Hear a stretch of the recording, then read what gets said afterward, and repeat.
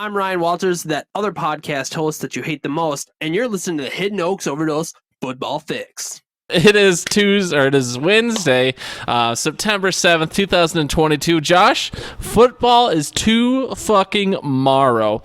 Bills, Rams, great way to start the season. I'm fucking pumped, but I'm getting a little ahead of myself. I don't think we'll be listening to these things too far into the season, at least if we're trying to keep the time down. It just, a lot of things eat up time, so we'll play it at least one more time. We got a Walters intro here for podcast number 104, the fantasy season predictions. Would you rather rock in or would you rather be happy in? Happy. Welcome to the Hidden Oaks Overdose Football Fix with your lovely hostesses, Garlic Johnson. We're going to need to take a break here while I change my pants. And Josh Mitchell. Sitting here undefeated in everything I do, except fantasy football. No, I'm not allowed to handle crayons. Not after last time. Not after last time. And now, ladies and gentlemen, Garlic and Josh. Thank you, Walters. Hello, everybody, and welcome to the Hidden Oaks Overdose Football Fix podcast. If you'd like to, I'm Jesus Christ. I don't even know what I'm doing, Josh. There's too much going on in my mind. I am one of your lovely hostesses, the Garlic Johnson. We are joined, as always, by our other lovely hostess, the Joshua Mitchell. Josh, say hi to the folks out there. Hi. So hang on. I might be a little distracted at this moment because the reason I kept disconnected, apparently the ESPN webpage does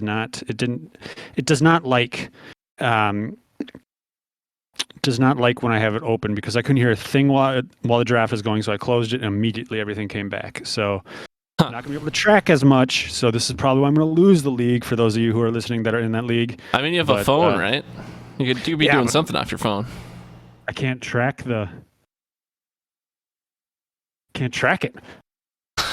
Gotcha. Can you be distracted for a sec? I can rant here for a moment. I don't know if you got your pick coming up or what you're doing. But anyways, like I was trying to say before I lost myself, and maybe I'll just re-edit the pod. I don't know. But if you'd like to hang out with us, we've got a Discord channel. Most of the people listening to this know about our Discord channel. But if you don't, get in there. We're going to be relying on you guys to help us out with some fan interaction throughout the season. We also can play voicemails on the show, which we have done for many years now. Anchor.fm/hoodpod to leave us your voicemails. And then hiddenoaksoverdose@gmail.com. I haven't even checked that email inbox in a while. I don't think Brian has sent us an email in a long time, though. So that's fine. Brian's in the Discord. Brian has left us his voicemail. So, Brian, you don't need to email, but maybe we'll stop mentioning it if no one's going to email anymore. That's fine. We got the Discord, which is the best way to interact with us, and then there's the voicemail, which is the best way for you to represent yourself on the show. So definitely Discord and Anchor would be our main two focuses there with connecting with us. Josh, hiddenoaksoverdose.com. I don't believe it's been updated, at least with the last season's stats. Maybe it has, but it's still out there if people want to look at it. We host it. It's like $14 a year or something. I don't know. Segment start times. I always have this in the bio, or in the notes, but I don't know how much segment start times we'll be doing, just because the shows will be so much shorter. I mean, maybe there'll be a couple, but it shouldn't be as much anymore. But they'll be down there for now.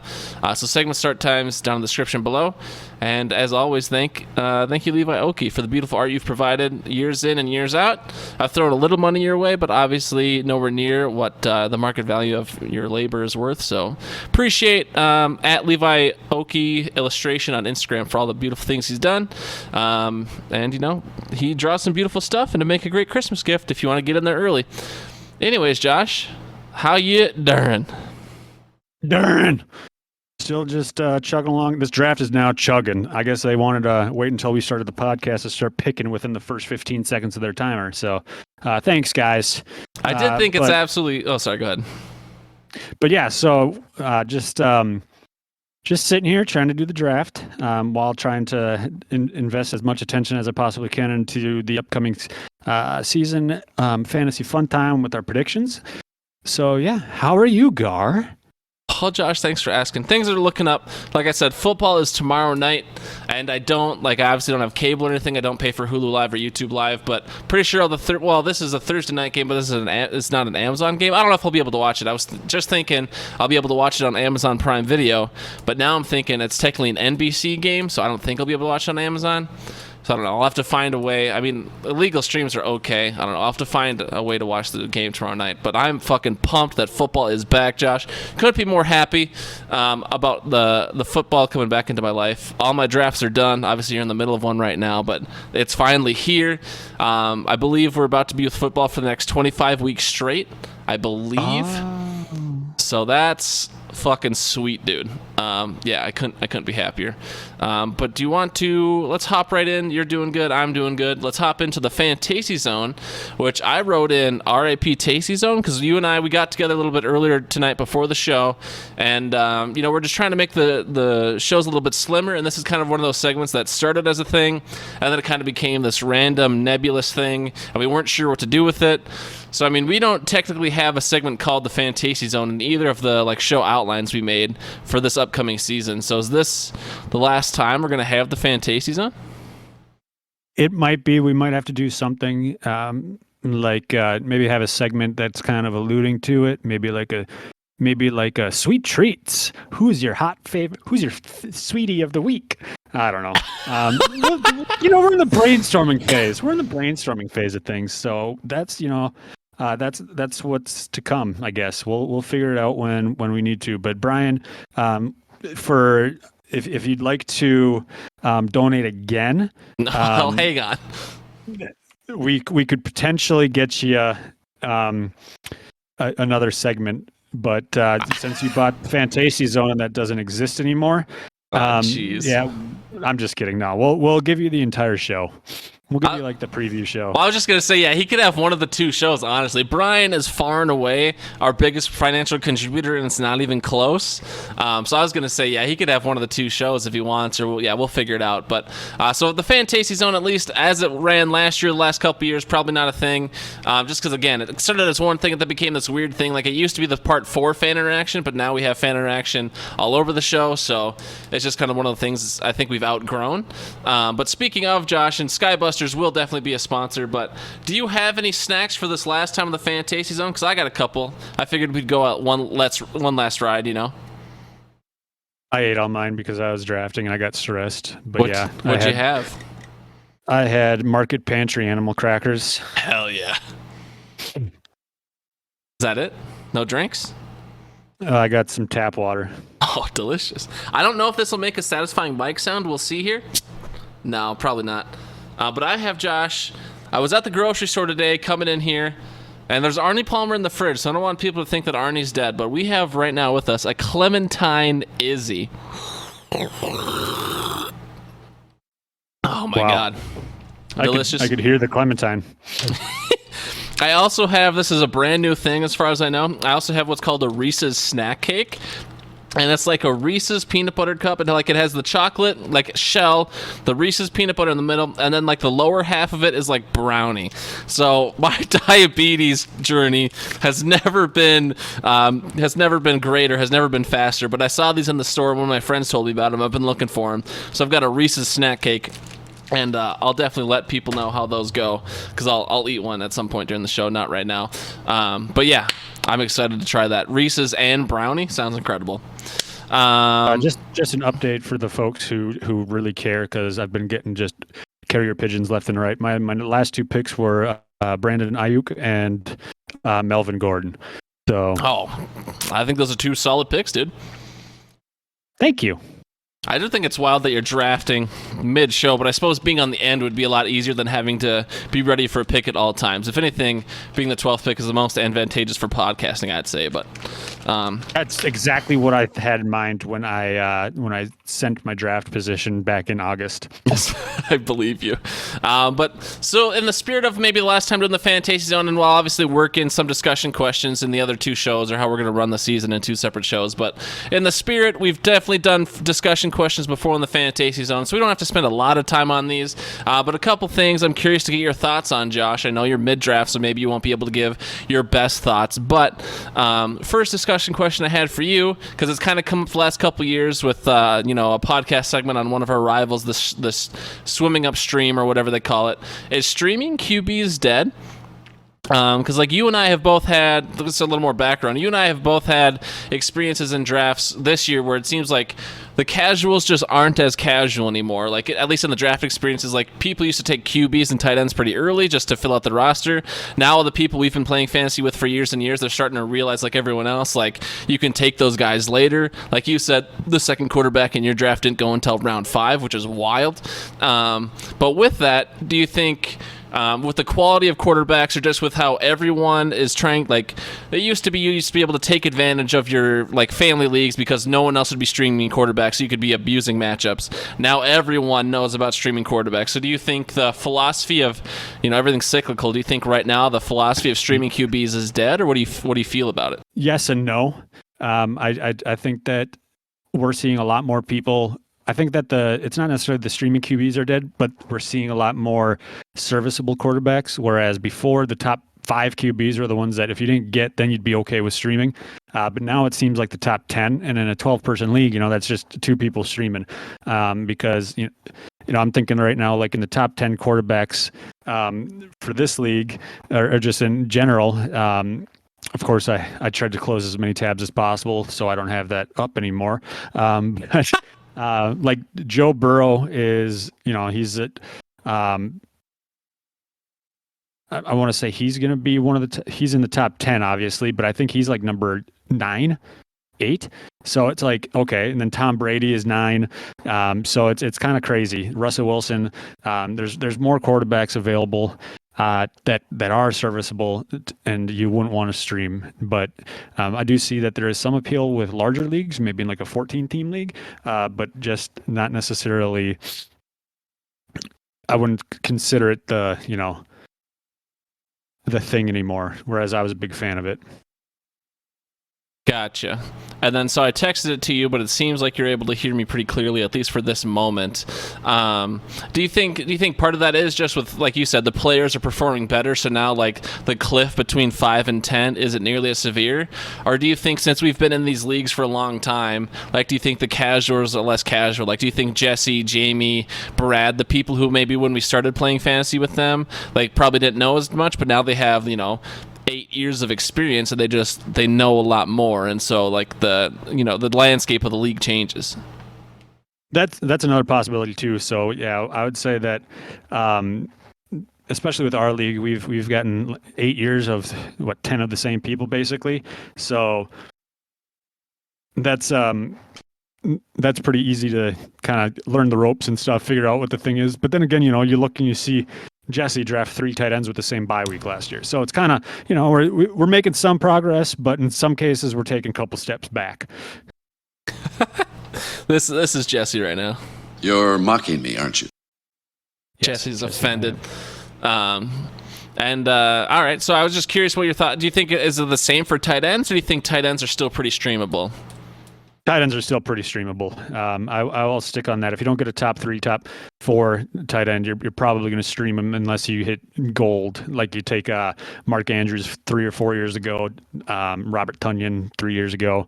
Yeah, so if you get one of those guys, you're probably going to hang on to them. But at the same time, you probably don't know that you have one of those guys until you drop them already. Sure. All right, I hear what you're saying. I was just, like I said, I was very curious to get your thoughts on that. You're a pretty good fantasy mind, if I do say so myself. I know. And this one isn't really a question, but I guess just maybe for me to get on my soapbox for a second. I mean, you can throw in your thoughts too. But I don't know. I know you don't have HBO anymore, but I watched all 5 episodes of Hard Knocks. I fucking love Dan Campbell, dude. He's like one of those, like obviously he's not the exact same as Mike Zimmer, so I'm not trying to say that they're the same football minds or the same person or whatever, but it's just like the reason I fall in love with people like Mike Zimmer or Dan Campbell, or like, not to get political, but like it's no secret in my past, like I've been a big fan of Ron Paul and Bernie Sanders. It's just like these public figures for me. The people I fall in love with are the guys that I know are just like so genuine, and Dan Campbell is like so genuine, and I know like when he gets up there and he's talking either on camera or at a press conference or whatever, I know he's saying what he means and what he really believes. And so those are the people like I can just really fall in love with, and I can really like I trust what they're saying. Like there's so much PR spin and this and that. I'm not saying anyone I've mentioned is perfect or they've never lived, but it's just like when these people talk, I know they're shooting me straight. They're not giving me the bullshit. They're not giving me the workaround.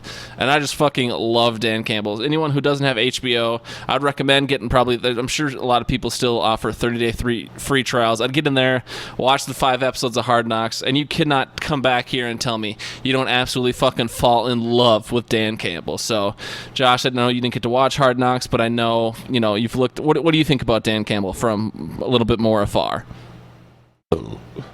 I haven't seen as much as you, but I love him just as much as you. My interaction with him is through Pat, and if Pat says there needs to be 45 more minutes of Dan Campbell on Hard Knocks, then there needs to be 45 more minutes of Dan Campbell on Hard Knocks. Amen, brother. So yeah, I just wanted to bring that up. Not necessarily a discussion question, but there wasn't really another point in the show where I could bring that up. So Dan Campbell, I love you. Mike Zimmer, I miss you. But those are guys I know are shooting me straight. I know they're saying what they mean. Moving on, Josh, to the fantasy fun time. All right, this is a fan favorite segment. We've been running it for a long time. Every year before the fantasy season starts, so on this Wednesday or this Tuesday or whatever day we're doing it, we make some predictions for the whole season. But before we get into that, we always give the folks a grain of salt. And so I know you've had to close a bunch of tabs. You're having some computer issues, so I can pull it up for you if you need to. I'm pulling up my own right now, but how'd you do in fantasy last year? When we were sitting here predicting season-long fantasy studs and duds, and we're about to venture on a season-long of podcasts giving people fantasy advice, why the hell should they listen to you? How good are you at fantasy? How'd you do last year? Or it looks like you didn't track last year very well, maybe because it was a down year or something. I don't know. But how good are you at fantasy? Why should the people listen to you? Give us your grain of salt, Josh.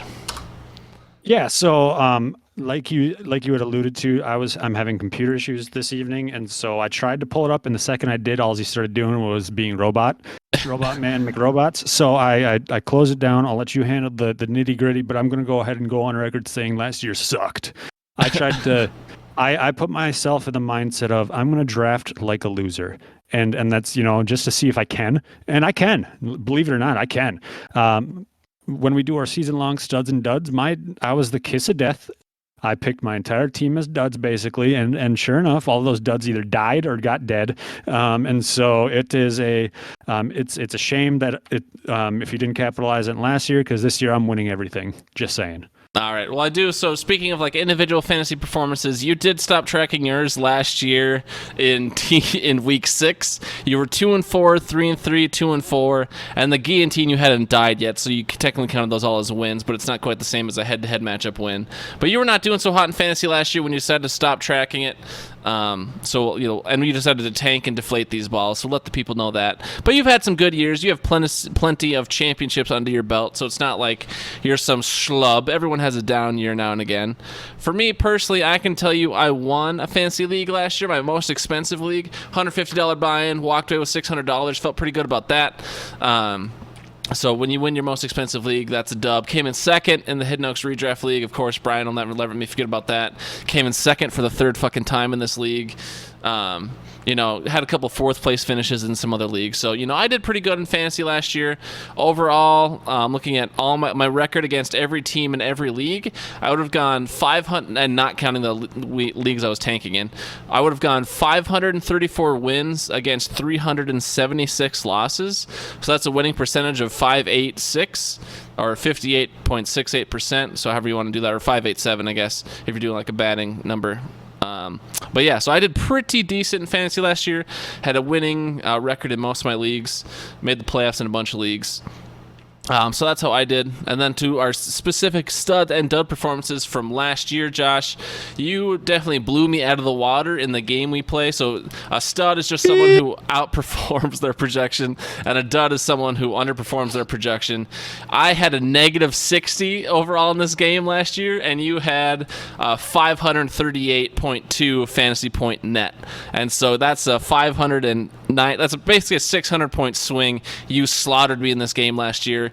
You absolutely called that Saquon Barkley would be a dud. Calvin Ridley, who knows? no one could have predicted what happened there. You knew Darren Wall. You didn't know Darren Wall was going to get hurt, but you called him as a dud as well. You had Ramondre Stevenson breaking out a bit. You had Alan Lazard doing okay. You absolutely slaughtered me in that game last year, so good for you. Like you said, your dud pick was the kiss of death. So as we move on here to talk about our studs and duds for this year, and again, Josh, I don't know if you have it open or if you want to open it on your phone, whatever you want to do, because you'll have to look at your own players. I can't talk through this whole thing. But Josh was the absolute kith of death last year. Jesus Christ, I'm talking like Mike Tyson. Kiss of death. And so, as we get into it here, just listen to what Josh is saying. If you got any of Josh's players on your team, maybe reconsider. Maybe try and trade them before they absolutely fall off the cliff. But getting into it, Josh, are you ready to talk about your 2022 season-long studs and duds, or do you still need time, or what are we doing here?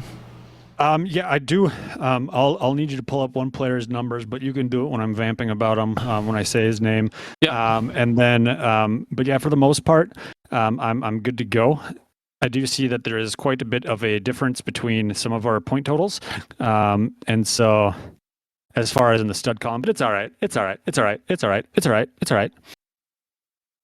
I mean, you mean difference between like what? I guess I was just looking at.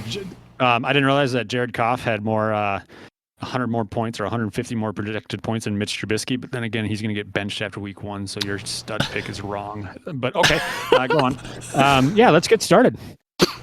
All right, I'll let you go first because I've been talking a lot. So hit us with, I don't know if you want to start with studs or duds or how you want to go, but we do one of each position usually, one of each skill player, so QBs, running backs, wide receivers, and tight ends. So I don't know where you want to start, but you give us a player and then we'll go back and forth.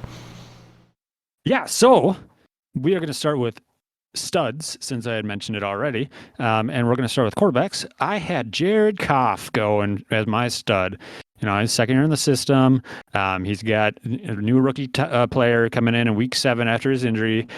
He's got TJ Hawkinson, the Sun God, DeAndre Swift, Jamal Williams. I think that he's going to do fine. I don't think he's going to blow his projection out of the water, but for somebody who wants to look for a streamer, Jared Goff, with 273.8 projected points on the year, isn't the worst player. I think he's going to do just fine. All right, hell yeah. And yeah, it's getting tougher and tougher because I feel like these QB projections are getting bigger and bigger. Like you have, like the difference between Aaron Rodgers and Jared Goff is only 75 points. And so if you divide that 75 points by, 17 weeks, that's not a lot in the end. Of points per week, so it's hard to pick a stud for QBs, but I think I kind of found a glitch in the system. Maybe it'll blow up in my face, but I did pick Mitch Trubisky as my stud. I think Mitch Trubisky is going to start most of the season, if not the whole season. And so I'm seeing a glitch. He's only projected 137 points. That's maybe 7 to 8 starts for Mitch Trubisky. I think he starts more games than that. I think Mitch Trubisky surprises some people. Tomlin picks him on purpose. He was voted a captain of the team. I think Mitch Trubisky's going to do good. Like, I'm not saying he's going to be some league winner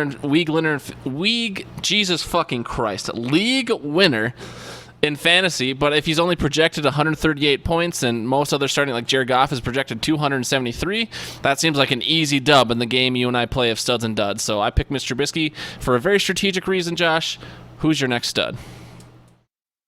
My next stud, running back for the Raiders, Zamir White. He's a rookie this year, only projected 93.8, but they did just release Kenyon Drake. They have Amir Abdullah, who's proven that he's absolute trash, and then Josh Jacobs, who's a bell cow, and seems to do well, but they're just some insider sources say don't look at Josh Jacobs as the bell cow this year. There's going to be quite a split in that running back room. So Zamir White is my stud with a projection of 93.8. Gar, hit me up with your stud. I will. So I'm thinking similar to you. Even picked a guy with the same last name. There's another rookie running back this year. Ronald Jones has gone out of Tampa Bay. I'm taking Rashad White. They're talking about managing the load for Lasagna Lenny this year. He can only have one whole pan of lasagna, not 2 in a game. And so, Rashad White is going to pick up some of that slack. Keyshawn Vaughn has proven for whatever reason he's not the guy. And I was really predicting hard that Giovanni Bernard was going to be this big thing in Tampa. I thought he was going to take that James White role for Brady, and Giovanni Bernard did absolutely nothing. And so Rashad White, I think, is going to get some first and second down looks when they're, giving Lasagna Lenny some rest. And I think if he can catch the ball, he could be their third down back as well. So Rashad White only projected 96 fantasy points. I see him coming in around maybe $150. And you know what? I like that for him. And I think, in the games of studs and duds, he's, again, not a league winner, but definitely maybe a bye week play if you're really desperate. So going into my wide receivers, we had talked a little bit about it off air about how I was going to go with one of the Packers wide receivers, and then you went ahead and took my guy. I won't say his name, so I'm going to have to go with somebody else, somebody that's near and dear to everybody's heart. We all love him. We all think he's going to be the number one wide receiver in fantasy. Let's just go ahead and throw in Mr. Shakespeare Dubs, a.k.a. the Romeo. Jesus. Oh, Romeo, wherefore art thou, Romeo? Projected 1,739 points. I think he's going to absolutely shatter that with a 3,000-point game. So let's just go ahead. Give me that Romeo Dubs. And that is more of a panic pick. But yeah, I do think he's going to outperform that just because he does have that number 87. And Rodgers is one of those people who likes that number. So it's very possible that he sees that number out there and goes, Jordy's back. Hucks it deep. I will let you know that Romeo Dubs is only projected 118.6 points, so not quite the 1,000 you were saying there a moment ago. Oh, decimal points. You got me again. Okay, Romeo Dubs, though. I mean, he's gotten a lot of... That was another thing I thought about putting in discussion questions. I think... For whatever reason, this year we're really letting the camp hype get out of control. And so these Romeo Dubs, these George Pickens, these Dameon Pierces, sure, their future in the NFL is going to be bright, but to think they're going to blow everyone away this year, I think we're getting a little far ahead of ourselves. I don't know why the training camp hype is just so believable this year when everyone tells you to calm down in the years past. But one guy we're really not hearing anything about, and the guy who's on the same team as your wide receiver stud has projected even less, Sammy Watkins, 81.8 fantasy points, wide receiver for the Packers. No one really knows who's going to be, Aaron Rodgers' favorite target, but Sammy Watkins has flown so far under the radar. I can't even explain that, Josh. You run the Packer circles. Why is Sammy Watkins so undersold? I think he should do fine this year. I know his usually the big thing with him is injuries, but why is everyone, sleeping on Sammy Watkins? Because people, I don't know. I honestly don't know either. I think that he's going to do just fine. 81.8 is ridiculously low. I mean, he put that up in 2 games for the Chiefs one year, so it's kind of let's. He's on his third team now. Aaron Rodgers finally has his first round wide receiver to throw to, so let's get rid of that narrative. And so Rodgers was talking him up a couple days ago, and so he's been having a great camp. He's definitely a vet presence, and then Cobb's in there as well. So I think that Watkins is going to have a solid season. He might not finish as the best wide receiver on that team, but he's going to have some moments if he stays healthy. All right. Appreciate your input as our Green Bay Packers senior reporter, or senior, what do we call him? Senior correspondent. Who's your last stud, Josh? Is it tight end? Who do you think is going to be a stud this year as far as tight ends go? So it's a little bit. He's a tight end going to a new team. Usually they don't produce as well. But Hayden Hurst, as I have him written up in here, Hayden Hurst. He is on the Bengals this year. Sorry. Bengals, and he's filling in for the last name I can't pronounce, who had a solid productive year. They're a pass-heavy offense, it seems. And so he's going to get his touches, and he's much more athletic than CJ Uzomah. So he's projected 129.9. I do think that he's going to surpass that. All right, Josh. I'm taking a guy who, Minnesota Viking fans should be pretty familiar with after last year. I'm taking Tyler Conklin. It seems like for whatever reason, both Flacco and Zach Wilson really loved Conklin in camp. Tyler Conklin, compared to Hayden Hurst, is only projected 85.2 points, so I'm projected, 45 points less than you. So again, if we're thinking strategically studs and duds, I have more margin for error. But yeah, it seems like Tyler Conklin's getting some praise out of camp. It seems like the chemistry with, both Flacco and Wilson, the 2 starting quarterbacks this year for the Jets, it seems like it's there. And so, I don't know. Tyler Conklin was just fine last year. He's not some world beater, but if I'm picking someone who has to outperform their projection, why would I not take someone who has a lower projection who I think has a higher upside? That's the whole point of the game. And so that's what I'm thinking. And then one honorable mention, I thought about taking him, but I think his projection is actually probably pretty fair. Both you and I are thinking Isaiah Likely is probably going to have a good year. At least I am. I don't want to put those words in your mouth. But rookie tight end for the Baltimore Ravens, he's projected 81.8 points. I thought he would be projected like 20-something. And so if he was projected super low, I was going to take him as my stud tight end. But if he's projected 81.8, sitting behind Mark Andrews in a super run-first offense, that's probably a pretty fair projection. But honorable mention for me was Isaiah Likely. I really like him this year to be a stud and do some good things, especially if Mark Andrews unfortunately goes down or has high blood sugar or something. Did you have any honorable mentions you were thinking about, Josh? Some guys you're like, maybe they'll do okay, but then you didn't go with them? No, I mean, Isaiah Likely is up there. He'd be a good one. But I do have some studs from Nikita. She does have a couple running back studs. She didn't enter any more. But I'll save her duds for her duds. But her two studs were both running backs, and she said Ramondre Stevenson and Chase Edmonds. So both running backs. One of them is in England. The other one is in Miami. They don't happen to be on her fantasy team, do they? No, I have Ramondre. Dang. All right. Shout out to Nikita for some season-long studs there. Now we move into some duds, Josh. We got duds at every position going down the list. You want to start us off yet again? Yeah, so going off the list for duds, my dud quarterback is Patrick Mahomes, projected 397.2 points. He lost his one of his best weapons and replaced it with Dropsky McDropperson, aka MVS. Juju's on the team, so he might dance his way into the end zone a couple times, but 400 points is a lot, and I do think that while Patrick Mahomes is still a solid quarterback, he's not going to be putting up world beater numbers like that. All right, I have Aaron Rodgers as my QB dud. I know this. You let me know this. Burned me last year, but Aaron Rodgers without Devontae Adams. I'm not saying he's not super talented. I'm not saying that team can't perform well. I think I gave him 11 wins in our 272. Aaron Rodgers' production, it just makes sense that it goes down without the guy he gave 80% of his target share to. So it seems like an easy dud pick. And I'm not going to sit here and take a guy who's projected to be the QB 20 and make him my dud. Got to pick a guy from the top. You'd already taken Patrick Mahomes, so I got Aaron Rodgers as my QB dud in fantasy specifically. And that's who I got. Josh, who do you got for running back? For running back, my dud is Jacobs, aka Josh Jacobs. He's projected 209.8. I don't think that's going to be anywhere near what he gets. I'm projecting half that. Really? I love Josh Jacobs this year. I don't know why everyone is so low on him. I think it's nuts. But I hear you. We don't have to get into that necessarily, but I think you're wrong. And so, I've never been wrong before either. My running back dud, I have DeAndre Swift, projected 254.1 fantasy points.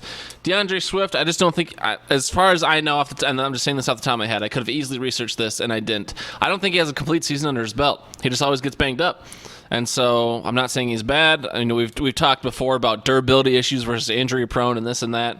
DeAndre Swift, for whatever reason, is a guy who doesn't finish seasons or doesn't complete seasons. So for whatever reason, that's what it is. And it seems like a low-hanging fruit for a dud pick, but that's what I got, DeAndre Swift. How dare you? For my wide receiver, we have a guy who absolutely lit the world on fire last year, Deebo Samuel. I have him as a dud. He's projected 260.3, which is up there with the likes of, top tier wide receivers. And this guy, last year was his first full season. He'd been injured lots before. The team has a new quarterback who likes to run the ball as well. So I don't see him putting up those numbers like he did. So Deebo Samuel, sorry, stud. You're a dud. You talk about him being projected right up there with the top of the top. I'm taking one of the top 3 receivers as my wide receiver dud. I'm taking Jamar Chase. He's projected 275.7, so only 15 more points than Deebo Samuel. And Jamar Chase is being taken, as the third receiver off the board almost everywhere, usually in the first round. So Kind of crazy the projections are that close, honestly. And this is a full PPR league, is where we both took our projections from. But I don't think Jamar Chase lives up to that hype. Obviously, super, super talented football player. Micah, I don't want to fucking hear it from you because I know I will. Jamar Chase is a great football player, has extreme explosiveness.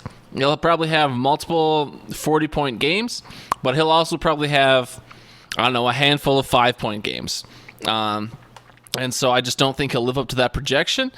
And that's why I'm picking him as a dud, Josh. So that's what I think about Jamar Chase. Who's your final dud of the season? And keep in mind, people, Josh's dud picks last year were the kiss of death.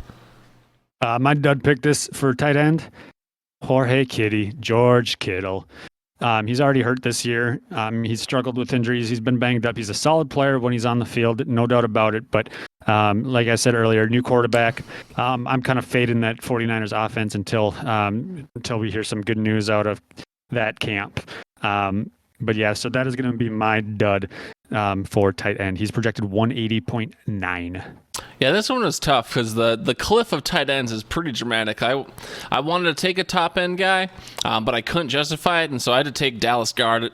He's my tight end dud this year. He's only projected 150.4, which is pretty low already, and I could see him getting that. I just don't think, to be a really good tight end in this league, you need to be a top 2 target on your team. So again, either the number 1 target or the number 2 target. With Devonta Smith and now A.J. Brown on that team, Dallas Goedert obviously, I think, becomes 3rd in the pecking order.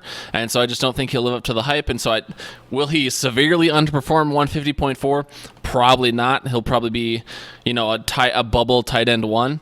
So he's pretty startable in most leagues. But I don't think he's going to live up to 150.4. So, I only had so much wiggle room on this one. But Dallas Goedert is my tight end dud. And those are all our studs and duds. But I know we had a celebrity shot. Nikita has some duds as well, Josh. Oh, hang on. I can do this. So her duds, in the order that we read them, with quarterback being first, her dud is Josh Allen.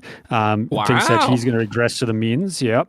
And then for running back, Derrick Henry, coming off a foot injury. He's 30. So he's been hurt, and now they don't have 2 of their top weapons from last year. Well, I guess one of their top weapons from last year. So she's projecting some struggle there. Then she also had Deebo Samuel. She agreed. She's been saying that for longer than I have. But then again, we said it a couple weeks ago as well. So I think we've all been on that train about the same time. And then as far as tight end, she has Travis Kelce. He's getting up there in age. He's projected quite a bit. And then Patrick Mahomes has, just a couple targets or a couple people to throw to, and he's one of them.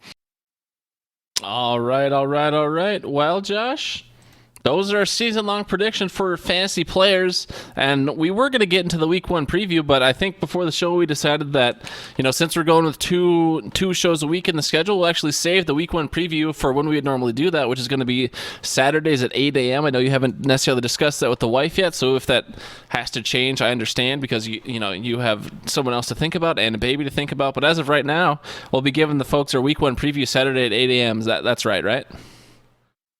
Yeah. All right, and so that's. I'll still have a couple more things to say. I'll give some more points here at the end. But thanks everyone for listening so far to our season-long studs and duds and our predictions. We'll be doing the Week 1 preview Saturday at 8 a.m. We're not sure how the Fave Favre is going to look this year. Just in our notes from last year, I had the Fave Favre teaser for Week 1. We don't know what the Fave Favre is going to look like this year. We don't know, just because we're trying to get down to some 2 30-minute shows. And so last year, the Fave Favre was like a 20-minute segment on its own, and it was really good for fan interaction. And when we got a lot of fan interaction, it was great. There were plenty of weeks last year where we got maybe 1 or 2 callers, or there were a couple weeks where we got no callers, I believe, or maybe just 1. And so, we want to do something that's sustainable for us and sustainable for the fans. We also want to keep a football focus where we can. And so, if the fans demand it, we'll throw the Fave Favre in somewhere. Otherwise, we'll just kind of start feeling out what it feels like to do 2 shows a week. But yeah, the future's uncertain for how you guys have known the show for a couple years now. But speaking of that, Saturday at 8 a.m. will be our preview show for the week, and then Tuesdays at 8 p.m. will be our review show. So Tuesdays at 8 p.m. and Saturdays at 8 a.m. is where you can listen live. Otherwise, we'll post them out pretty quickly. Speaking of the preview show, if you guys want to give us some hot takes or some predictions or some start-sit quandaries for week 1, that's what we really want the Saturday morning show to be about. So if you guys would like to throw in some start-sit quandaries, what you're thinking for week 1, do you want to play the matchups? Do you want to just play your studs? Who do you like in the FanDuel? If so, people who aren't in the FanDuel podcast play along that's still running. Venmo me $10. The link is in the announcements. I can send it to anyone personally. But we'd love either some voicemails about start sits or throw it in the Discord or some hot takes. There's plenty of ways the fans can still interact through voicemail or through Discord. And so that's what the Saturday morning show is going to be about. We're going to see you all Saturday morning at 8 a.m. Josh, you have anything else for the folks, or should I just wrap up the show? Yeah, we could just go ahead and wrap it up, and I can finish this draft. Apparently, 12-team leagues on ESPN online draft, it takes 3 hours to do. I always thought it was 45 minutes. Just boom, boom, boom. I mean, 45 minutes is probably underselling it, but I know I'm at the point where I am Straight rambling. down the rankings. So I can't tell. Yeah, no, I'm good to go. Yeah, we can go. I just took. I just had my 2 picks, and I just kind of I'll take these 2, and that was for. Well, actually, I did that twice now. Tyler Lockett and Brian Robinson. Brian Robinson got shot recently. Kobe Myers and Jamal Williams. So those are the picks that I made while podcasting that I didn't announce. But, Brian Robinson, when he comes back, they say no swelling. Josh, again, I know you won't listen back, but for the fans listening, there's just, I don't know. I want to say it's on your end, the connection's cutting out, but luckily we're done. We got through the podcast pretty well. This is one of the podcasts I think I will have to go back and edit just because there were some big moments of dead air, but we came in well under an hour. It'll be probably 35 to 40 minutes once it's all said and done. But thank you everyone for listening. Again, get us some hot takes or some start and sits or whatever else for this upcoming Sunday. We will be doing another podcast Saturday at 8 a.m., so please hit us up in the Discord with anything you got. We would also love for you to get in the podcast play along. There's a FanDuel link in the Discord announcement channel, or I can text it to you if you're interested in Hammer, Jesse, Elena, people who have played before. I'm not going to be greedy. I know Jesse's playing the guillotine. I don't want to oversaturate people, but anyone who wants to play in the FanDuel, pick a new team every week. We're doing the top 10 best scores, and so I'll figure out the payouts once I know the players, but please get in the FanDuel. You can sign up anytime before Sunday, or I guess you could sign up after week 1 too. But football, by this time next week, football will have happened. We will have had 17 football games. We'll see everyone Saturday morning. Don't forget our Discord. Don't forget about anchor.fm/hoodpod. HiddenOaksOverdose.com is where you can see some cool stuff Josh has done. And that's all I got. Josh, thanks for podcasting while you're in the middle of a draft. That's nuts. Thank you everyone for listening. And we'll see you guys Saturday morning at 8 a.m. All right. Love you. Bye. Yeah.